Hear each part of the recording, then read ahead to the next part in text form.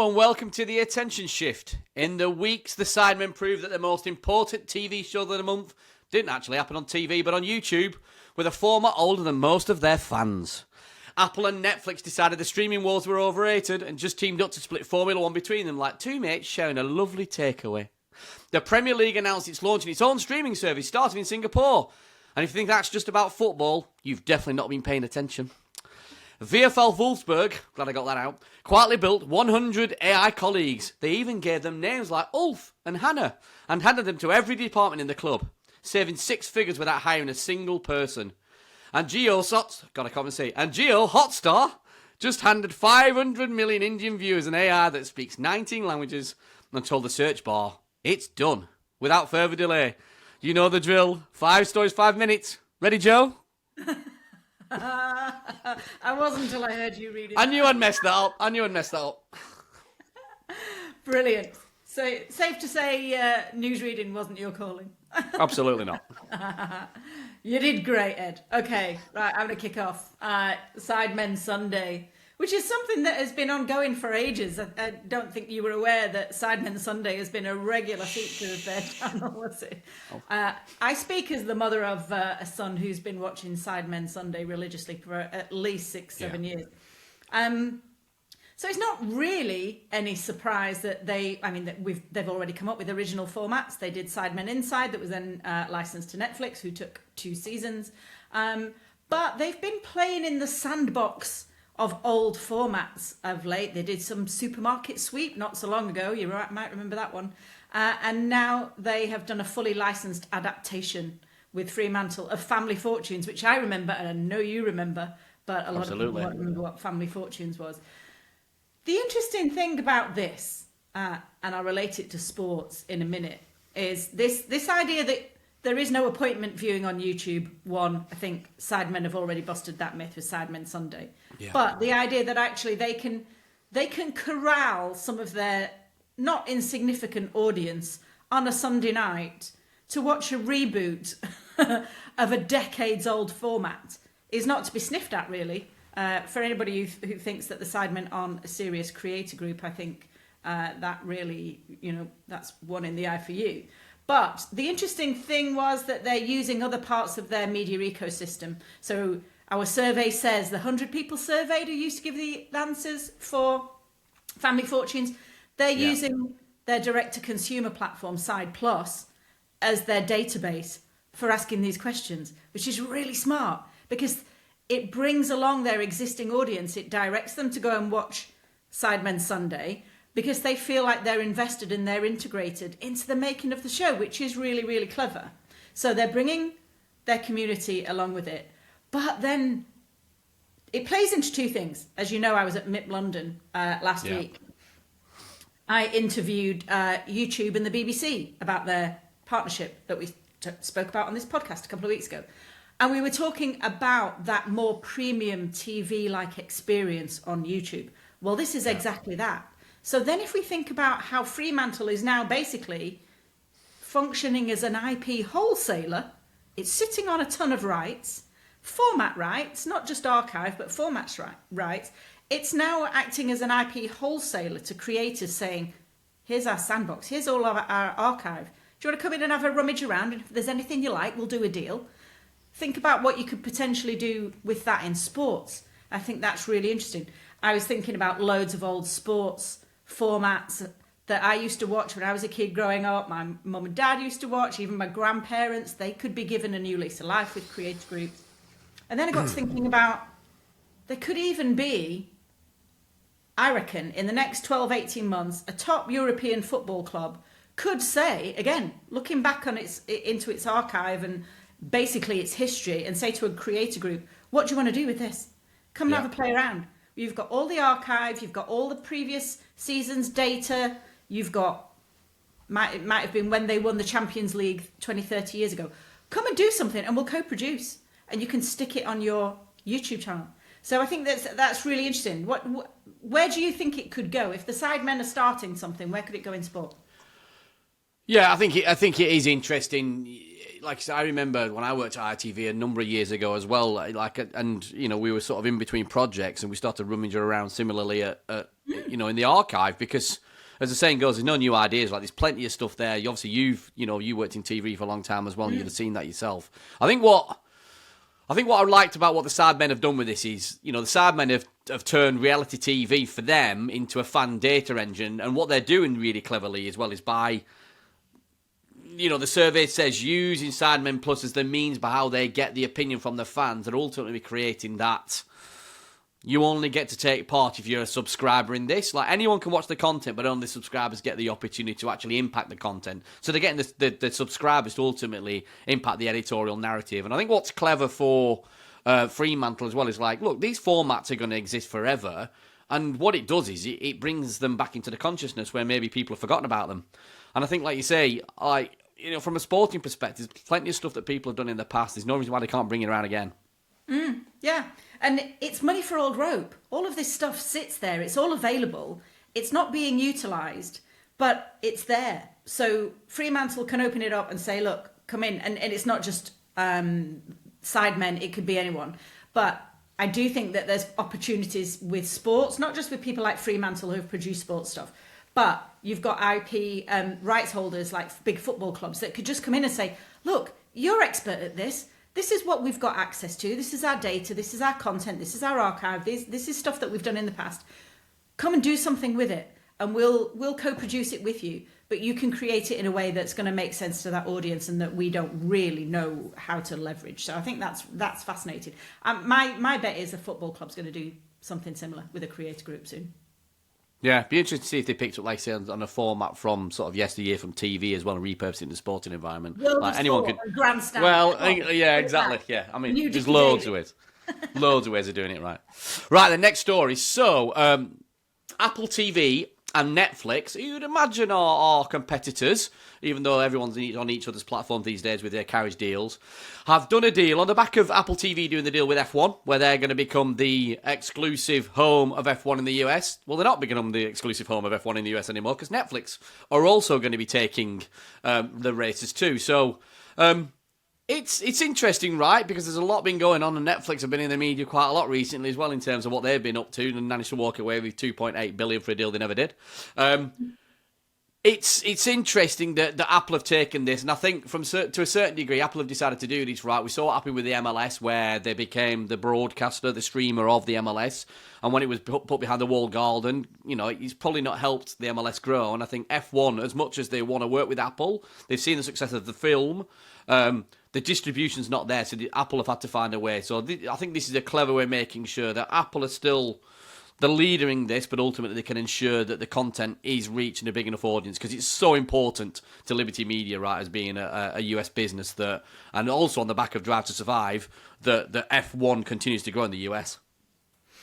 Yeah, Apple are cash rich, but they've never managed to galvanize people into subscribing en masse to Apple TV Plus. Their content strategy has been a little bit hit and miss. They've had a couple of hits, but the interesting thing, and there was a lot of conjecture at the time when Liberty did the F1 deal with Apple as to whether it was actually going to shoot them in the foot, because it wasn't the broad reach play that they were saying they needed in the US. Given that they don't get close to the popularity of NASCAR, even the Indy 500, they love their cars in America, but they like them going around in circles. And F1 has struggled to really gain a foothold there, with the exception of something like Drive to Survive. But the fact that they did a deal to have those on separate platforms really didn't look like sensible strategy to me by Liberty. So I don't think that this is a massive surprise. I think it helps Formula One in the sense that Netflix has this critical mass of more casual Formula One viewers now, younger, more female, who tucked into Drive to Survive, and now who claim they're Formula One fans, but they don't regularly sit down and watch the live races, right? Yeah. So they're kind of fishing in each other's ponds with this, I think. But I think more than the platform deal, I think it shows how Liberty took the big check from from Apple and didn't really think about what it was going to do for F1 as a brand in the US, and now they're having to try and work with Apple to circumvent it. I don't know. I can't believe that when this deal was done, that this wasn't part of the plan all along. I think, give Apple their window to make a big noise about the fact that they've gone and won this, but knowing all along that it was going to go elsewhere. Because it's not only Netflix, right? There's also a top of the funnel player that's going on with Tubi as well that are owned by Fox. And I do wonder as well, is this almost a bit of a tester of an alignment between Apple, Fox, Netflix? When you see what's going on now with Paramount and Warner Brothers Discovery. Is this the chess pieces moving around and people picking who their friends are going to be moving forward? And F1 is the first where this is getting mentioned as well. Obviously, we've seen something similar in the UK, right, with the Sky package recently as well, where people who are not necessarily friends in the past have become friends to ultimately reach audience, because it gets to a point where Netflix have got the size of audience they've got, and similarly in the UK, we've got Sky, they've got the size of, they're in pretty much every home, right? Yeah, but you're talking about streaming wars, and you're talking about platforms who are trying to basically stem churn. They're all beginning to feel a bit samey. We've talked about this before. You can't really distinguish one between the other now, because they all feel very similar in terms of their offering. You used to kind of know what Disney Plus was. You used to kind of know what Netflix had. Each had their own flavour and their own thing, and now everything's beginning to feel a little bit homogenous and a bit samey. What I don't think enough people take notice of is, what is it doing for Formula One fans? Well, it's just fragmenting it and splitting it across a number of platforms. Again, it's like the NFL, it's like the NBA, where people are going... It's like Premier League, yeah. On any given night of the week, I've got to swap streamers to go and tuck into the sport that I love. At what point does that turn around and it bites you on the bum? So that, all of these platforms can do all of this and make friends and share content. It's the fan at the end of the day that's ending up paying for multiple subscriptions, and the sports that they love are just being more and more fragmented. Yeah, absolutely. Look, I mean, and that I think that fragmentation is real. And I think I think at the moment it's working for them all, because I think we are certainly in that golden age. I think there's more content being made that's ever been made before, and probably at the very least the quality of it is probably at a height that we've never seen before. But do we reach a peak? I guess is the question. Well, I mean, things are going to have to start consolidating again, because we obviously, if now we know that Paramount has won the deal for Warner Brothers. Marion Ronchet made a post today, and she was listed out the crossover between HBO in Europe and Sky Showtime. And there are something like 12 markets where both will exist. Well, that's a massive conflict. So the regulators are going to start wanting either one to divest a stake, excuse me, or there'll be a huge amount of consolidation. So yeah. I just think the ultimate loser is the fan, because currently they're having to subscribe to a great many platforms and just try and get their sports across a million different platforms. And then that has an impact on piracy, because what are they going to do? They're just going to go and find a pirate fleet. So yeah, it all starts again.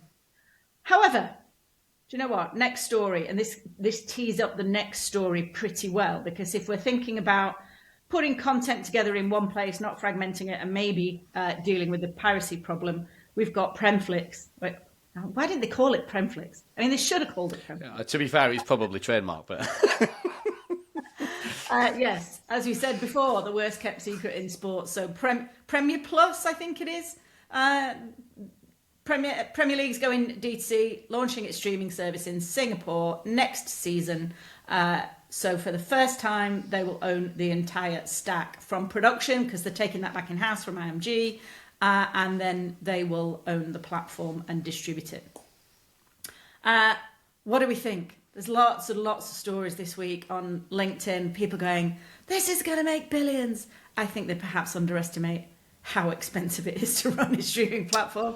The skeptic in me was like, "Oh, come on, it's not that much of a slam dunk." Yeah, but I don't think it's difficult now as it has been before, right? And I think it's becoming easier and easier to do these kind of things. And look, I know there's a few people we know are involved in that venture. Will say it's not that easy. But I think of any territory where you try and have a crack at this, I think Singapore's a good one, because again, they don't necessarily have a language barrier as well, so it makes life easier. Mm-hmm. They'll have a certain control over that market to be able to do it as well. And I think ultimately they want to start owning the relationship with the consumer, which is why they're thinking of doing it, right? And start to understand more what that means. Probably driven by, you know, all the different investors that we have now in English football, expecting to, you know, and we always hear this all the time, don't we? When you get American investors coming into into English football, like, oh, you guys don't know how to truly sweat the asset, so to speak. So this is probably one of those, no doubt, that's happened in the boardrooms. One of these, like, this is how we're going to sweat the asset. Yeah. Is it? But you say sweating the asset. It's not actually that easy to do. It's okay streaming all of the live games in your own owned and operated platform or app, but user acquisition costs are sky high with that. And they're also not going to give up the massive rights checks from people like Peacock and NBC Universal. So they're not just going to switch off the rights checks and then switch it on and put it all in the Premier League app. So there's going to be a long period of time where it's this hybrid approach. I get the whole Singapore thing. Do it in smaller markets where you can test and learn. Very sensible strategy. Maybe one where actually you've either not got a local broadcast partner or it's a pretty small one, so you can afford to turn that rights check down. But given that user acquisition costs are massively high, you've got churn, you've got to think about churn. So you've also got to invest in creating content, not just producing the live games, but what about all the stuff around it? We're literally just talking about Sidemen, about creator content, about shoulder content, all of that other stuff that is the sticky stuff that people won't churn for costs. So, I mean, the pathway to profitability is long and it's not necessarily easy. See, I'm going to counter that because they're making a lot of that content anyway for all of their broadcast partners around the world. So the content, they've been doing it with IMG for a number of years. They're making that content anyway. They're not necessarily making all the content that maybe we think we should be creating, right, for the different digital and social platforms in the way that we would say. It's IMG that's making it, isn't it? But they're taking it over. They're taking over. They're going to be making that content now. You watch, most of the people who are working currently for IMG will move over to the Premier League because it's an easy thing for them to do. I think that, you know, they plan things out. They don't make knee-jerk reactions. Like I said, there's a few people we know who've already gone in as part of that process. They will move people over and they will continue to make a lot of the stuff they're making because I think their licensees around the world expect to receive the different productions that they currently receive, right, to be able so then they don't have to produce it themselves in different territories. So I think for Singapore, because obviously they can do it in English, it's a relatively simple market. I think the challenge comes, as you say, when you start going into territories where it's not English as the first language, and then you have to start to repurpose. Yeah, I'm also not sure, even if they take over a load of people from IMG, do they have the skill set to produce content that is going to service all of those subscribers and all their different needs and wants, aside from the live games? All the creator stuff, the new formats that we were just talking about. Does that skill set exist? Is it one that IMG have already got and they're going to take it into the Premier League? Because it doesn't strike me that there's a huge amount of ancillary content around the Premier League content outside of what Sky do. Sky do some interesting stuff, but are they going to be able to create the suite of content that is going to be required running your own streamer? It's hungry. I think they can, yeah. And I think they'll find, assuming the central operations for this are going to be based out of the UK, I'm sure they'll have some in-market people as well. I think there's enough people who are working in the UK, in London, that have had experience working around subscriptions and churn management. And, you know, there's a few people I know that have worked in the DAZN world as well, right? There's people out there that can do this. I guess it's like how much investment is actually going into doing this. And one other thing I'd say as well is, if they own the relationship with the fans through that content, then they've got an ability then to, on the back of that, sell sponsorships, and it might be betting or I get so that. So that they do a multi-sell there as well because they own that relationship. I get that, and that is something that could actually be used to create content as well. I was having a meeting this afternoon with somebody who creates branded entertainment with brands. Well, there's a ton of brands that are involved in sponsorships in the Premier League. So actually there could be brand-funded content that could keep feeding that hungry content beast when you're running your own streaming platform. What I think is interesting, given that they're not summarily just going to stop receiving rights checks and they're going to turn them all down in 3 or 4 years, is this idea that they are building leverage for future negotiations. So when it comes to negotiating in the next rights cycle with Sky, Comcast or NBC Universal, they've got a bit of leverage now. Hang on. It's going to be a fragmented, it's not going to be a one-size-fits-all. They're going to do different things in different places, absolutely. I agree. But I don't think it's the slam dunk that I've seen a lot of commentators, particularly on LinkedIn this week, talk about. I think he's very clever. There you go. We're disagreeing here, Joe. We're disagreeing. Love it. Love a bit of disagreement. Next story. Next one. AI, something that I wrote about this week. I wrote about last week as well. AI in sport. I wrote about it, and it's uncharacteristically kind of a negative story for me, because I don't like to be negative, Ed. But there was a culmination of 3 stories, and I did put it in my newsletter. You've got VfL Wolfsburg in Bundesliga that is rolling out, depending on which article you read, between 50 and 100 autonomous AI agents across the club, varying functions from marketing to HR, to even groundskeeping, if you believe some of the stories. And then there was also the announcement that Block, the payments company, was laying off something like 4,000 employees. 4,000 employees out of 10,000. So, and then all I kept seeing was all I kept seeing was a video of Jack Dorsey doing the rounds of him in his underpants doing some kind of dance in front of a fire. And I was like, I'm not quite sure what's going on here. But if you've not seen it, don't search it out, because once you've seen it, you can't see it. Yeah. So given that we talk a lot about AI, its ability to create more efficient workflows and cost saving, and there you go, you've got a tech founder laying off 40% of the workforce in one fell swoop. Then you got also, and I'm not going to steal your thunder on the next story, but we're talking about JioHotstar, who are incorporating chat into their streaming service, into their system, which inserts a whole new layer. And I'll let you talk about that, because I have thoughts about that. Yeah. All of it really kind of coalesced in my head in terms of, AI in sport. We're talking about it a lot. We're talking about how it's going to hyper-personalize the content experience, how it's going to help production. But at the end of the day, there's no getting away from the fact that this is likely to, in saving costs, mean that there's going to be job losses across sport. I don't think you can say one without the other. It's the elephant in the room.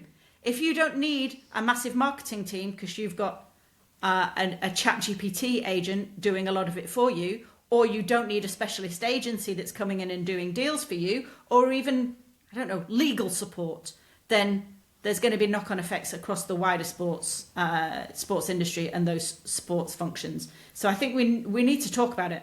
These digital colleagues called Ulf. See, I don't look, right. I run this business, and we certainly don't see it as something that's going to replace the people in the business. I think about the way I'm using it. Some of my colleagues are using it as well. We're seeing this as an opportunity to, I guess, do things, test things out, move things at pace in a way that we wouldn't be able to do before. Really allows you to fail fast and regularly to eventually find the things that would have taken months and months and months to do before, and quite literally that long, you can now do in a weekend, and you can get the agents doing it. But that doesn't, it doesn't mean that the people who have got the creative ideas, who are not using those ideas to direct, interrogate, I guess, come up with different ways of doing things. I don't think it has to be that people lose their jobs. And I think I can't remember who the wise person who said this to me was. It's like, the people who are going to lose their jobs are not the ones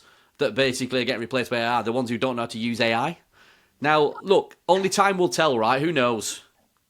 Yeah, I get it. But efficiency equals either it will include losing people, but it will also mean that you won't have to add headcount. You've basically just said the same thing. It allows you to do more with less and quicker, but that means that you might not necessarily need to grow your headcount. So the net result of that is that there will not be as many jobs in sport. So what happens then? Particularly if you've got like a marketing team or a marketing agency that you used to have 6-7 people servicing your account. Now you don't need them anymore because you've got one person who is really good at utilizing AI internally. Oh, you're really grumpy today. I'm like, you're really challenging me as well. No, I'm not used to this level. I get it. No, it's fine. I'm joking. I see its benefits in fan engagement. I see its benefits in personalization. I see its benefits in data. But what I don't think we talk about is the job losses that it is potentially going to result in. And I'm not thinking about it, and this is, because we've chatted about it internally, I'm not thinking about it in terms of replacing people. I'm not thinking about it in terms of that we will not hire more people as and when we need them. I think specialisms will change. I mean, I'm old enough that we've lived through the era of email and all the other things too as well. And I think I read something recently that actually email made us less efficient, not more efficient. So there's an element of now you're finding lots and lots of people now who are using AI to do things as well that they couldn't do before just because they can. Doesn't necessarily mean they're more productive. So I don't think that we're at that point, and I'm trying to take the optimistic view that actually it's going to allow us to do things that we just previously thought was impossible to do, rather than to replace people for what they're doing already. Yeah, it's interesting. I think there will definitely be a competency gap in the short term because there aren't enough people that you can use. Oh yeah, without a doubt. And it's a challenge for people to understand, and it's not enough just to put it in front of people and go, there you go. You've got to ultimately offer training to people as well, and again, something that we're talking about, whether it's us doing it ourselves or whether we bring specialists in, and we're working it out ourselves a little bit, but it's not enough just to put it there, because I think people are genuinely fearful of it, and I think that is fair, Joe. You're right on that. They are, and I think if I think of myself, even myself 12 months ago, I was a little bit like, yeah, not sure. Now I use it for all sorts of stuff. Sometimes I use a personal assistant just so I can think stuff through. I come and sit in my little study at the weekend, and I'll be noodling things that I want to try and think through, almost bouncing off it, and because it obviously remembers certain things. Exactly that. Sure. Because no one would have the patience to listen to me normally. Okay, last one. Right it's then. AI related. This is an interesting one. I also have thoughts on this one. I'm going to try and say it properly. So GioHotstar. Brilliant. I could have done that in the opening.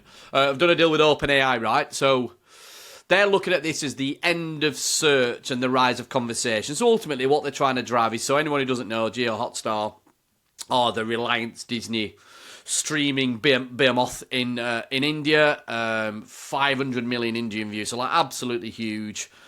They've got 300,000 hours worth of content. So imagine trying to search through that. So they're making it conversational. You can have the conversation with ChatGPT that's been built into their streaming platform to find the thing you really want to find, and vice versa. You don't even just have to look within their own platform to do it. You can find it within ChatGPT too. And look, I've seen some cool stuff that ChatGPT are doing as well, where which is going to be around the commercialization, how you can integrate more and more things into ChatGPT itself. Because I think it is going to be that thing that potentially replaces search if they can find some kind of way of letting Google give them access to data. Otherwise, ChatGPT might struggle with that. I think that's the one thing. But I think it's interesting because in theory they're taking 500 million passive viewers into active conversationalists, and they can use all the data, all the information that's been collected over a number of years around all of that content to potentially bring that content alive in a way that is not just about watching it, right? It's the stuff they can learn from it too. We all do it, right? Where we'll be watching something and then we're on Google. Who's that actor and what did they appear in? Like, well, you can just do that as part of the experience while you're watching it now as well. So I think it's interesting. But you said you've got a view on this, so go on then. I've got two. I've got a positive and a negative. In the interest of balance, seeing as I'm feeling a bit grumpy and negative tonight, I'll start with the positive. I do think it's a really interesting solve for the discoverability issue, because when you have got that volume of content that you spoke about, how much? 300,000 hours. 300,000 hours. There is no way that you could hope to surface that content efficiently to your audience. We've all done it. We've all sat and looked for 25 minutes through Netflix for something to watch and gone back and watched an episode of Friends because we just don't know what to pick. It's the age-old choice paralysis. If you can streamline discoverability, then that becomes really interesting. I'm in the mood for watching this. I want a documentary about that. There was something really funny a couple of years ago with these two guys that were talking about this cricket match or this football game. The way that it can surface that to you is really interesting, and I do think that that's really positive. The negative side of it, and here it comes again. Go on, waiting for this. Well, you and I were at Little Dot Studios a few weeks ago talking about advertising in these spaces, and you might remember I asked a question of some of the panelists about advertising in AI, in GPTs and autonomous agents, because OpenAI had said they were going to start serving ads on recommendations through their large language models. That's right. The point I was making in my newsletter this week about that is, if you are a rights holder and you sell to JioHotstar, or you've got a streaming partner in X territory and they've done a deal with ChatGPT or an AI LLM provider, how soon before that streamer or even the AI partner says, you know what, when someone says, I really fancy watching a sports documentary about this, or I really fancy watching some football highlights, pay a premium and we'll surface yours first. Is it not like when you go to a supermarket and people pay a premium to get their product in the most important place in the supermarket, so you buy that rather than something else? Yeah, and it's no different to how operating systems work on TV now, whose apps come up first when you switch on the TV. I mean, all of this is valuable real estate. And now that valuable real estate is being put into streamers via these LLMs that are going to surface content to you. It might solve for discovery, but at some point you're going to have to pay a premium if you want to be surfaced before somebody else. And that's where it starts getting expensive. But I think it's happened. I mean, it's kind of the way of the world, right? It's happening everywhere. It's sponsored. I don't disagree with you. Yeah, it's sponsored search results. So again, I wonder how many rights holders are thinking, oh, well, this is going to become a negotiating point soon enough. If I want my sport, my tournament to be surfaced over and above something else by the large language model that's now the layer between me, my audience, and finding that content, it's going to come with a price tag. Yeah. On the flip side of it, what is interesting for me is obviously because it's a diverse country with many different languages in here as well, it does allow them to do, because obviously the nature of ChatGPT, that it can understand all the different languages, it does allow them to converse in a way that the reality is, and this comes back to the thing about like not employing people, they just wouldn't be able to physically have that amount of people to do what they need to do because the cost base would just be too high. So that's not even replacing people, right? It's just something that would just never happen. So there's a positive there in that sense. The perfect market for it, yeah. Oh, yeah. It wouldn't necessarily happen everywhere. Look, and I can see a world where, whether it's OpenAI or one of the other different AIs, right, starts to get integrated more and more into sports teams, leagues' own platform. But like you say, it potentially is going to be who pays the most that gets access. But that's going to be potentially, it's not necessarily that it's another sponsorship right for the AIs themselves. It's going to be sponsorship right for access within the AIs that are helping those sports teams and leagues as well. Oh, yeah. So it's another gate. It's another gate and another gatekeeper. Yeah. Yeah. Cool. Well, we've had a bit of banter tonight. We might even come to blows next time. And I'm actually feeling more positive at the end of this conversation than I was at the beginning. I don't know whether that's because you've schooled me tonight, or I don't know. Have I put you in a more positive mood? I don't know. No, it's a Monday evening. I'm tired. It was a busy week last week. No, that's fair enough. You were travelling. You were gallivanting around a lot. Right, I'm going to go and put my feet up. So this has right then, I'll wrap up. Oh, you're going to do it? I was going to do it. Yeah, well, I'm going to try, and then I'll probably make a dog's dinner of it. So, thank you, Joe, most of all. But everyone else for joining us for this week's episode of The Attention Shift. Don't forget to like, subscribe, and if you want to feature as a guest, give us a question, or give us any feedback on the show whatsoever, that's hello@attentionshift.media. I've been Ed Abbis, and she's been... Joe Redfern. Woo! Goodbye!